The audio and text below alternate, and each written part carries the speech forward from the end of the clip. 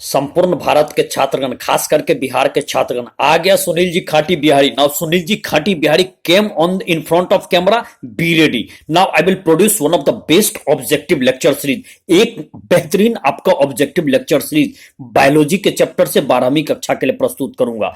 और इस बार चैप्टर का नाम है जैव प्रौद्योगिकी एवं उसका उपयोग। जैव प्रौद्योगिकी एवं उसका उपयोग। हालांकि इससे कम प्रश्न आपको आता है, लेकिन फिर भी ये आपका नैतिक मुद्दे पर आधारित चैप्टर है, लेकिन फिर भी जो आपका प्रश्न बनता है उससे मैं संबंधित आपको प्रस्तुत कर रहा हूं। जीईएसी का फुल फॉर्म क्या है? तो जी से जेनेटिक, ई से इंजीनियरिंग, ए से अप्रूवल और सी से कमेटी। ये एक ऐसी कमेटी है जो जेनेटिक मॉडिफिकेशन से संबंधित कि इसका क्या मानवीय पहलू है, इसका क्या प्रभाव हो सकता है, इसका क्या नुकसान हो सकता है, इसका क्या फायदा हो सकता है, इससे संबंधित यह समिति है। इसकी हिंदी होती है अनुवांशिक अभियांत्रिक संस्तुति समिति। ये बहुत ही महत्वपूर्ण समिति और यह निर्णय लेती है। अच्छा, भारत में किसी चीज के लिए यदि आपने नया रिसर्च करते हैं तो उसके लिए कौन सा बिल सहायक है? उसके लिए सहायक बिल है इंडियन पेटेंट बिल। जल्दी बोल गणेश बाबू, थोड़े से पूछ रहे, मारवो 10 गिनवो 1। हाँ जल्दी बोल। तो कौन सी है सहायक तत्व इस खास करके नया चीज खोजने पर? तो इंडियन पेटेंट बिल। जैसे कि बासमती चावल का पेटेंट किया गया, हल्दी के गुण का पेटेंट एक बार अमेरिका की कंपनी करवा लिया था, तो इस पर विवाद हुआ था और उसके बाद जो है भारत को यह अधिकार मिला। भाई इसका पूर्व के समय से हल्दी खास करके कब सर्दी में पीते थे, बासमती चावल का भारत के लोग उपयोग करते थे, तब इंडियन पेटेंट बिल बनाया गया। अच्छा, इसके बाद जानवर के थोड़ा सा शेप में परिवर्तन या उसके डीएनए में किसी भी तरह का चेंज ला करके और तब मान लीजिए जानवर का पैदाइश करना, इसको क्या कहते हैं? इसको कहते हैं, या इसमें चेंजेस ला करके पैदाइश करना, इसको क्या कहते हैं? इसको कहते हैं ट्रांसजेनिक एनिमल। इसको कहते हैं ट्रांसजेनिक एनिमल। इसमें आपको चूहा हुआ, खरगोश हुआ, सुअर हुआ, भेड़ हुआ, इन सब का कोशिश किया गया। अच्छा, पीसीआर क्या है? What is PCR? तो पीसीआर, यह भी आपका महत्वपूर्ण ऑब्जेक्टिव का प्रश्न है। पीसीआर होता है पॉलीमर चेन रिएक्शन से संबंधित है। यह खास करके रोग का आरंभिक लक्षण यदि प्रकट नहीं हो रहा है, लेकिन रोग का यदि वायरस या जर्म आ चुका है तो उसमें इस टेस्ट से पता कर लिया जाता है। जैसे पीसीआर टेस्ट से एचआईवी का यदि शरीर में प्रवेश हो चुका है तो वो बहुत पहले पता लग जाता है, क्योंकि एड्स होते होते जब CD4 का काउंट 200 से कम होगा तब जाकर के उसको एड्स रोग का उसके शरीर पर असर पूर्ण रूप में महसूस होता है। लेकिन यदि शुरुआत के ही चरण में पता करना हो तो उसके लिए पीसीआर टेस्ट बहुत अच्छा है। एलिसा टेस्ट भी उसके लिए अच्छा है। ये आपका एंजाइम संलग्न प्रतिरक्षा, इसमें शोषक अमापन इसको कहते हैं। यह भी एक ऐसी तकनीक है कि रोग के आरंभिक अवस्था में ही, इनिशियल स्टेज में ही, जब रोग का लक्षण प्रकट नहीं होता है तो उससे पता कर लिया जाता है। तो ये तकनीक भी बहुत ही महत्वपूर्ण है। नहीं तो यदि मूत्र विश्लेषण यूरिन टेस्ट करके या ब्लड टेस्ट करके करे तो उसमें स्वाभाविक है जब ज्यादा मात्रा में होता है तभी जाकर के वो संभव है, लेकिन पीसीआर टेस्ट बहुत कम मात्रा में संभव है। अब और आगे महत्वपूर्ण हम लोग बढ़ते हैं तो ये एडीए को दूर करने के लिए, एडीए गंभीर बीमारी थी, तो एडीए को दूर करने में जीन चिकित्सा का उपयोग किस ईस्वी में किया गया था?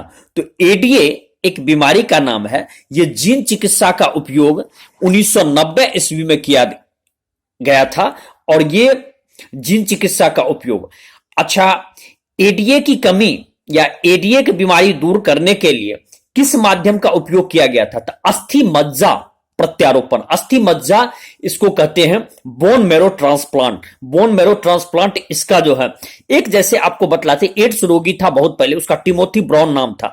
टिमोथी ब्राउन को क्या हुआ, पहले एड्स था और उसके बाद उसको ब्लड कैंसर भी हो गया।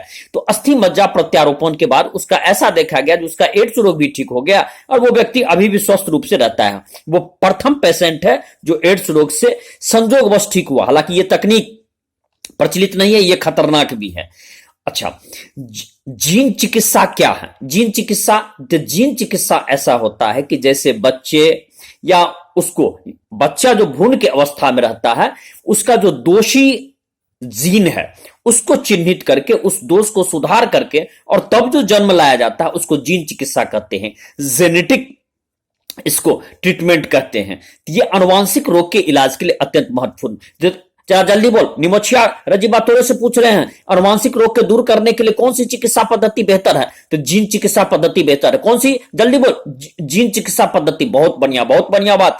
अच्छा, अब ये आपको जानकारी होनी चाहिए कि इंसुलिन, इंसुलिन का जो निर्माण हुआ था, ये सबसे पहले तो इंसुलिन की कमी से कौन सी रोग होती है? इंसुलिन की कमी से डायबिटीज रोग होती है, सब आदमी जानते हैं। चल रदिया तोरे से पूछ रहे हैं, इंसुलिन के कम रिसाव से मनुष्य को कौन सा रोग हो जाएगा? डायबिटीज रोग हो जाएगा। और इंसुलिन के अधिक रिसाव से भी रोग हो जाता है, उसको हाइपोग्लाइसीमिया कहते हैं। ठीक, तो पहले इंसुलिन का प्राप्त कैसे किया जाता था? तो जानवर और सुअर को मार करके उसके अग्नाशय से इंसुलिन निकाला जाता था। पहले कैसे प्राप्त किया जाता था? तो जानवर और सुअर को मार करके। फिर अब अगली वस्तुनिष्ठ प्रश्न में आपको यह बतलाना है कि अब इंसुलिन, या किस ईस्वी में इंसुलिन ऐसा बनाया गया जैसे मानव का सेल्फ इंसुलिन जैसे वो प्रकट होता था, उसी तरह का उसका पैटर्न होता था। तो वो 1983 में एली लिली, कौन? एली लिली उसका नाम है, और ये 1983 ईस्वी में इसने 2 डीएनए पैटर्न को तैयार किया और उसने प्लाज्मिड को प्रवेश करा करके इंसुलिन की श्रृंखला को तैयार कर लिया। अब देखिएगा, जिसको डायबिटीज है, जिसकी इंसुलिन कम जाती है, वो खाना खाने के बाद इंसुलिन की टीका ले लेता है, या खाना खाने से ठीक पहले इंसुलिन का टीका ले लेता है। इंसुलिन का एक पतली सी सुई होती है, उसके माध्यम से ले लेता है। वैसे पहले शुरुआत के स्टेज में दवा से भी वो ठीक होता है।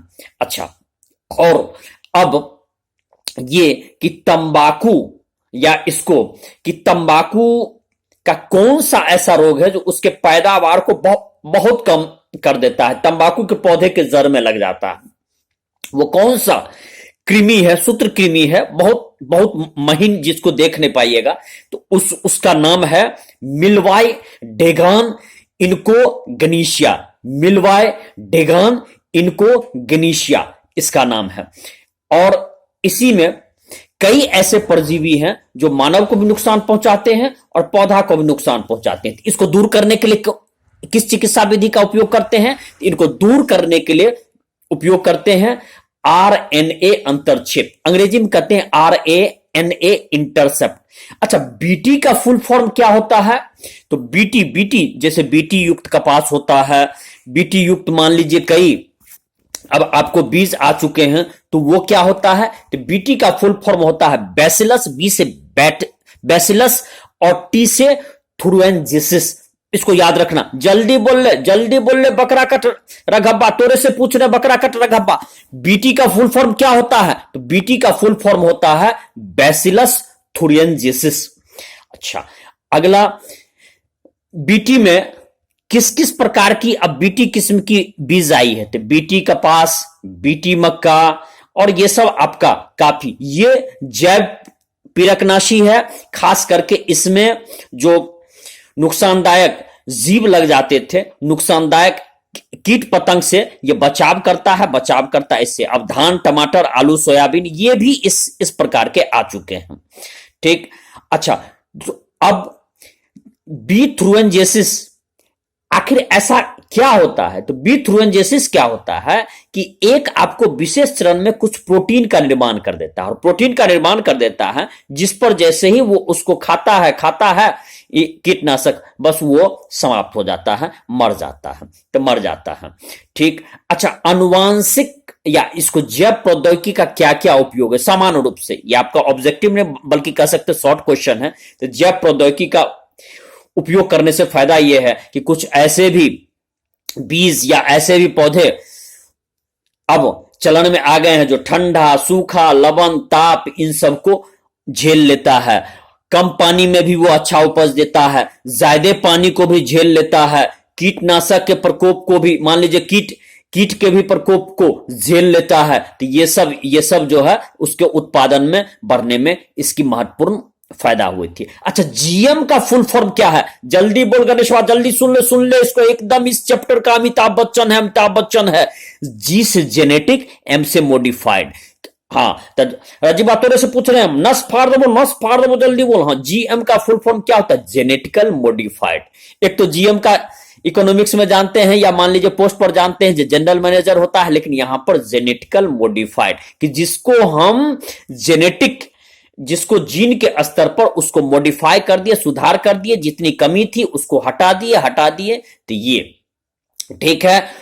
अच्छा, कृषि में जैव प्रौद्योगिकी का प्रयोग किन किन क्षेत्रों में किया जाता है? तो जैसे कृषि में जो रसायन का प्रयोग करते हैं उस कृषि में भी इसका प्रयोग करते हैं, कार्बनिक कृषि में इसका प्रयोग करते हैं, और हरित क्रांति में भी इसका जम करके उपयोग हुआ था। अच्छा, जैव प्रौद्योगिकी का अन्य किन किन क्षेत्र में प्रयोग होता है? ये चिकित्सा शास्त्र के क्षेत्र में प्रयोग होता है, कृषि में प्रयोग होता है, अवशिष्ट चीज को हम समाप्त करते हैं उसमें इसका प्रयोग होता है, और ऊर्जा उत्पादन में प्रयोग होता है। चैप्टर छोटा था। मैं सुनील जी खाटी बिहारी आपसे यहीं विदा ले रहा हूं। बार बार सुने, और मैं बहुत जल्दी अब आपको अगले लेक्चर सीरीज में मिलूंगा। जय बिहार, जय भारत।